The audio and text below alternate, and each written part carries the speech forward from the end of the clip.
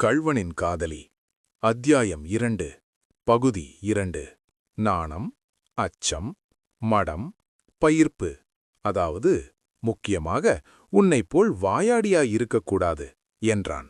போ அண்ணா, நான் வாயாடிதான். நீ வாயே இல்லாத ஊமை பெண் ஒருத்தியை கட்டிக்கொள். அதிருக்கட்டும், ஸ்திரீகள் பேசத்தான் படாதே தவிர பாடலாமோ கூடாதோ, அதையாவது சொல்லிவிடு என்றாள் அபிராமி. அதற்கு அவன் பதிலை எதிர்பாராமலே சடக்கென்று சமையலறை உள்ளே போய் மேற்படி கீர்த்தனத்தின் சரணத்தை பாடத் தொடங்கினாள். முத்தையன் உலர்ந்த வேஷ்டி கட்டிக்கொண்டு நெற்றியில் சந்தன பொட்டு வைத்துக்கொண்டு கூடத்தில் போட்டிருந்த ஊஞ்சலில் உட்கார்ந்து ஆடலானான். அபிராமியுடன் சேர்ந்து சரணத்தின் பிற்பகுதியை அவனும் பாடினான். ஆனால் அவன் வாய் பாடிற்றே தவிர மனம் சிந்தனையில் ஆழ்ந்திருந்ததென்பதை அவன் முகம் காட்டிற்று. பாட்டு முடிந்ததும் அபிராமி மறுபடியும் நிலைப்படியண்டை வந்தாள். அண்ணா, ஒரு சமாச்சாரம் கேட்டாயா என்றாள். என்ன சமாச்சாரம்?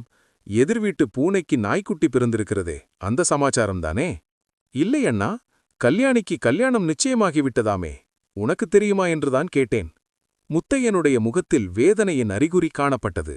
அவன் சற்று கடுகடுப்போடு, ஆமாம், அதுதான் இப்போது எனக்கு தூக்கம் வராமல் கவலையாயிருந்தது. நீ போய் உன் காரியத்தைப் பார் என்றான்.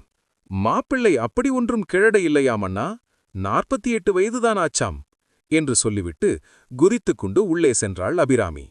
ஒரு நிமிஷத்துக்கெல்லாம் மறுபடி அவள் கதவண்டை முகத்தைக் காட்டினாள். அண்ணா, மாப்பிள்ளை தலையிலே எண்ணி 10 கருப்பு மயிர் இருக்காம். வெள்ளெழுத்து இப்போதுதான் வந்திருக்காம். 10 அடி தூரத்திற்குள் இருந்தால் தடவி பார்த்து எருமை மாடா மனுஷ்யாலா என்று கண்டுபிடிச்சிடுவாராம் என்று கூறிவிட்டு மறைந்தாள். அடுத்த பகுதியில் சந்திப்போம்.